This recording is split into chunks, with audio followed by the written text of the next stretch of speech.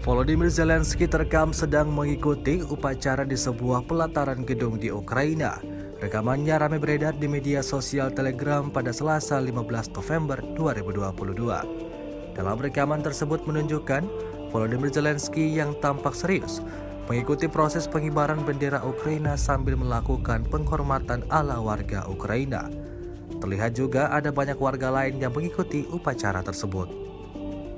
Selama invasi berlangsung, Rusia secara total merilis 333 pesawat Ukraina, 176 helikopter, dan 2.504 kendaraan udara tak berawak, serta sistem rudal anti pesawat dieliminir oleh pasukan Vladimir Putin.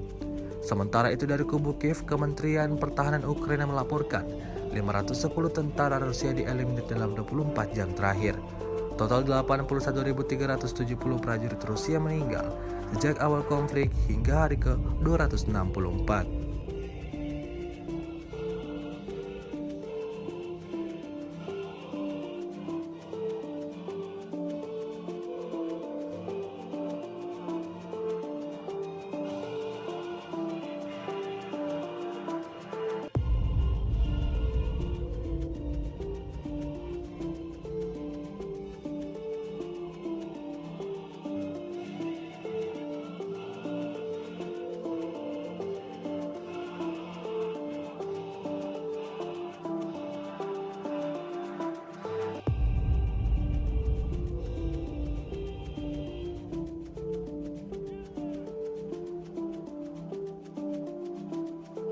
Terima kasih sudah nonton.